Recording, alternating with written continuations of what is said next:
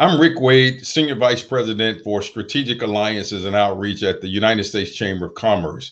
Thank you for inviting me, for having me be a part of your conference, this very important forum, particularly around your focus on supplier diversity. I'm here in Washington, D.C., and I was just thinking not too long ago that it was some 57 years ago where some 250,000 Americans convened right here in our nation's capital for that historic March on Washington, punctuated by Reverend Martin Luther King Jr.'s famous I Have a Dream speech, which we're all familiar with.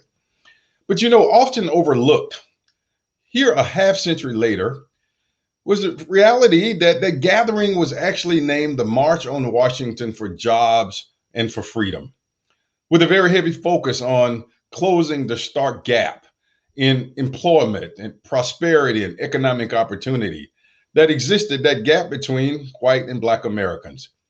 So more than a half century later, while we have made some progress, and we have made progress as a country, the reality is that stark gap still remains. And the work to close it remains as important and urgent today as it did back in the 1960s. Here's why. Still today, the opportunity to obtain an education, to secure a job, to start a business, or simply provide for your family is oftentimes determined by the color of your skin. For decades, Black unemployment rates have been consistently twice as high as white unemployment rates. Black students are twice as likely to attend high poverty schools than their white peers. And Black business owners still struggle to access the very capital that they need for their ventures to grow and to prosper. And then finally, Black Americans are simply more likely than whites to be arrested, to be convicted, and to be sentenced, making it even more difficult and sometimes impossible to re-enter the job market and build a new and better life. One of our partners, the W.K. Kellogg Foundation, in its report, The Business Case for Racial Equity, stated it best, because they remind us, and I quote, that the persistent racial disparities that we see today did not happen by accident. They arose from a long history of deliberate policies that were based on and rooted in race and have been perpetuated by biases that remain, end quote. Here's the deal. Systemic inequalities hurt individuals, hurt our communities, our economy, and our society. We all watched the murder of George Floyd just a year ago. We have witnessed the disproportionate impact of the COVID-19 pandemic on Black Americans and other communities of color. The downturn economy has disproportionately affected Black and minority-owned businesses. Some research has suggested that 41% of Black-owned enterprises have already closed. Research that we've done at the U.S. Chamber with our partner MetLife shows that 66% of all minority businesses have had concerns and still have concerns about permanently closing.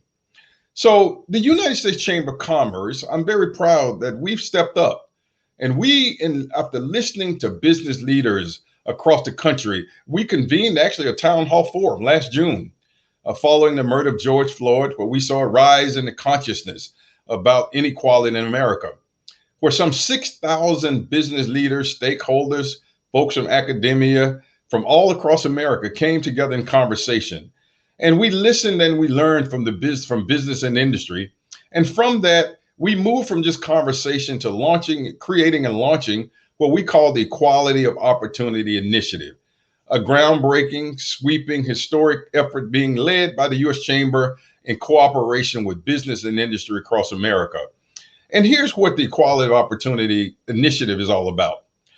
It's about two things. One, advancing policies in areas like criminal justice and health and wealth, education, unemployment, and yes, even entrepreneurship. What are the policies that we should be advancing, not just here in Washington, D.C. on Capitol Hill? And incidentally, I'm proud that we've already endorsed some 14 pieces of legislation that seek to address the inequalities in these very important domains. But it's important that that work cascades down to the state and local level. And over 500 or more state and local chambers of commerce, our partners through our Federation of Chambers, trade associations, other organizations signed on to our initiative. even diverse chambers, whether it was Hispanic chambers of commerce, the Black chambers, the Asian American Pacific Islanders. This has become a whole of society effort to advance policies that can address the equality of opportunities or the inequalities that still remain in our society. The second part of our work is kind of asking the question and answering it. What should the private sector be doing, independent of policy? And we're pleased that we've convened best practices now. And we have companies talking to each other, sharing their own best practices and success stories in place in areas like how we're thinking about the diversity of workforce of the future. And diversity in workforce is not just about frontline workers, but it's about the C-suite. It's about corporate boards. I was real thrilled earlier this year when we partnered with one of our trade associations, the National Association of Corporate Directors. And we launched what we call the Board Accelerator Initiative, where we committed to identifying and preparing and connecting at least 250 Black executives on corporate boards between now and the end of 2022, a very measurable, attainable goal. I'm excited about the partnerships that we built with the private sector with historically Black colleges and universities. Our Next Gen Business Leaders Partnership is not just about providing exposure and opportunities through internships and apprenticeships for HBCU students, but it's about inspiring the next generation of diverse entrepreneurs, inspiring them to create companies that can create jobs in the communities in which they live. We're announcing soon some fascinating work and initiatives around what you work on every day, and that is around supplier diversity. You know, of the 8 million or so minority firms across America, of the 2.6 million Black-owned businesses, you know that most of them are small and sole proprietorships. What we're working to do is help them grow and expand into new domains and new opportunities. And one of the best ways that we can do that is working with organizations such as yours to enhance opportunities to grow Black and Asian and Hispanic and other minority firms across corporate supply chains.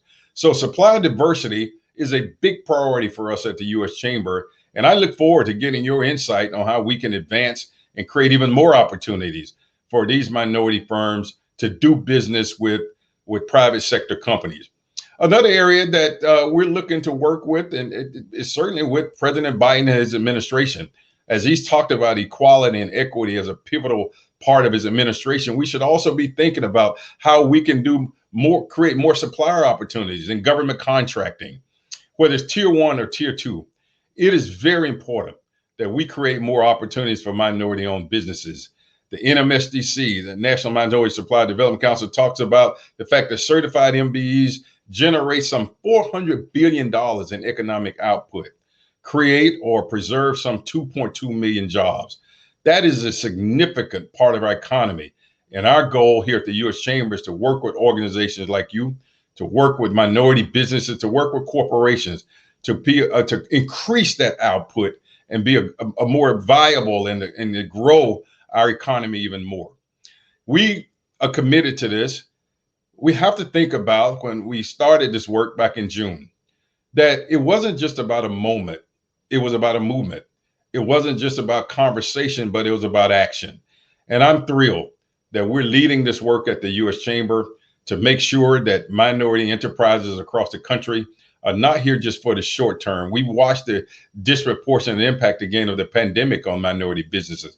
We got to solve that for the short term, but we also got to create long-term strategic growth for these companies. It's not just good for the minority business community, it's good for all of America. I do believe, as we think about social justice and equality of opportunity, that one of the best ways that we can close that gap is through creating companies that create jobs, that close the wealth gap. That's how we make sure that we address inequality in America. Our goal must be the same at the end of the day, to make sure that every man, woman, boy, and girl has an equal opportunity, a fair shot at living out their own American dream. Thank you so much for allowing me to be with you. I look forward to working with you in the days, the months, the years to come. Thank you.